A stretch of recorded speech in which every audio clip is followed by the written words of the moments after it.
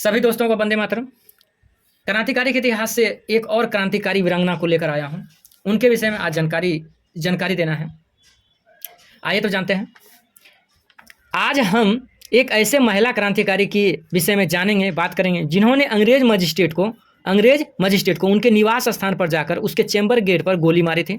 ऐसे महिला क्रांतिकारी का नाम सुनीति चौधरी है। उनका नाम सुनीति चौधरी है। ये कारनामा मात्र 14 वर्ष की उम्र में की थी। आइए इनके विषय में जानें। इनका जन्म 22 मार्च 1917 को अविभाजित बंगाल के कोमिला सब डिवीजन में, वर्तमान में बांग्लादेश के चटगांव में, इब्राहिमपुर गांव में हुआ था। इनका मृत्यु 12 जनवरी 1988 को 70 वर्ष की आयु में हुआ था। इनका माता का नाम सुरसुंदरी चौधरी, जो धार्मिक प्रकृति की महिला थी। उनका पिता का नाम उमाचरण चौधरी, जो सरकारी नौकरी थे।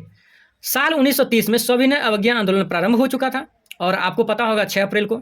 तो आंदोलनकारियों पर पुलिसकर्मी बहुत क्रूर व्यवहार करता था। ऐसा व्यवहार देख सुनीति के मन में बदला या प्रतिशोध लेने की भावना का जन्म हो गया और वे भी एक क्रांतिकारी के रास्ते पर चल पड़ी। आंदोलनकारी गतिविधियों में वे हिस्सा लेना प्रारंभ कर दिए। जब नेताजी सुभाष चंद्र बोस ने विद्यार्थी संगठन को संबोधित करने के लिए शहर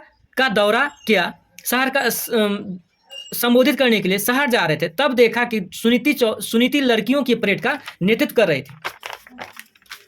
आज़ादी की लड़ाई में लड़कियों के बराबर जिम्मेदारी दिए जाने की मांग प्रफुल्ल नलिनी, शांति सुधा घोष और सुनीति चौधरी ने उठाई थी, जबकि इनके आयु 14-15 वर्ष और 8वीं कक्षा में ये लोग पढ़ रहे थे।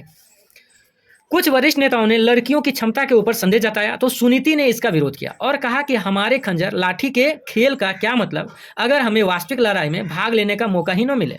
सुनीति की उम्र कम थी। इस उम्र में उनकी उंगली ट्रिगर तक नहीं पहुंचती थी, फिर भी वो हार नहीं मानने को तैयार थी। ट्रिगर तक अपनी उंगलियों को पहुंचाने के लिए वो मध्यमा उंगली अर्थात ये बड़ी उंगली का इस्तेमाल करने लगे। ट्रेनिंग के दौरान वो इस्तेमाल करने लगे। ट्रेनिंग लेने के बाद उसे क्रांतिकारी गतिविधियों को अंजाम देने के लिए चुना गया और इसी कार्य को अंजाम देने के लिए 14 दिसंबर 1931 को सुबह 10 बजे जिला मजिस्ट्रेट रेवरेंस के बंगले के बाहर एक गाड़ी आकर रुकी और जिस गाड़ी से दो लड़कियां बाहर निकली। पेज नंबर 3, जिनमें एक सुनीति चौधरी तो दूसरा शांति सुधा घोष थे। दोनों को क्रूर मजिस्ट्रेट को गोली मारने की जिम्मेदारी दी गई थी। दोनों लड़कियां ठंड से बचने के लिए साड़ी के ऊपर रेशम का वस्त्र या रेशम की चादर ओढ़ रखी थी। इन लड़कियों ने मजिस्ट्रेट से मिलने जिला मजिस्ट्रेट को आवेदन दिया और उसमें अपना छद्म नाम इला सेन और मीरा देवी नाम बताई। इला अपनी पहचान एक पुलिस अफसर की बेटी के रूप में करवाई ताकि मजिस्ट्रेट की सहानुभूति प्राप्त किया जा सके। स्टीवेंसन ने जॉर्ज बकलैंड स्टीवेंसन ने उस पत्र पर हस्ताक्षर करने का अनुरोध किया। वह अपने चैम्बर में गया और उस पत्र पर जल्दी से हस्ताक्षर करके लौटाने बाहर आया। इसी समय रेशम के कपड़े शरीर से हटाकर रिवॉल्वर से दोनों ने गोली मार दिया। निशाना ठीक जगह पर लगा, वह मर गया और उसके बाद से दोनों ने गिरफ्तारियां दी। गिरफ्तार करके जो है एसडीओ सेन और उनके पुलिस कर्मी कोर्ट पहुंचे। लेकिन कोर्ट जब पहुंची तो ये हंसमुख चेहरा लेकर पहुंचे थे और निडर होकर पहुंचे थे। कोर्ट पहुंची तो गवाह के रूप में बनावटी कहानी एसडीओ सेन कहने लगा। एसडीओ सेन को जोर से चिल्लाकर डांटे उन्होंने और बोला कि ये बड़ा झूठ है। कोर्ट ने उसे आजीवन कारावास की सजा सुनाई। इस पर वे दुखी होकर कहा कि उसे मृत्युदंड मिलना चाहिए था, लेकिन नहीं मिला। पेज नंबर 4, सुनीति को तीसरी श्रेणी के अपराधी के साथ रखा, जहां चोर और जेब कतरा रहता था। माता पिता भाई सभी को परेशान पुलिस ने किया। उसका भाई भी भूख प्यास से मर गया, लेकिन सुनीति इससे नहीं टूटी।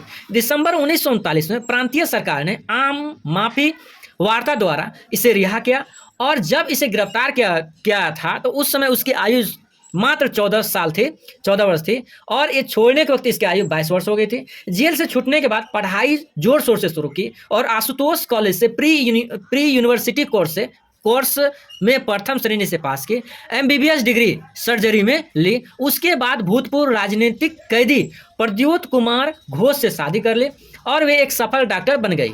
हालांकि इसे जब लोकसभा का चुनाव हो रहा था 1952 में, इसे कांग्रेस और कम्युनिस्ट पार्टी भी आवेदन किए थे कि आप आइए और लड़िए। तो अब चलते हैं निष्कर्ष में दोस्तों।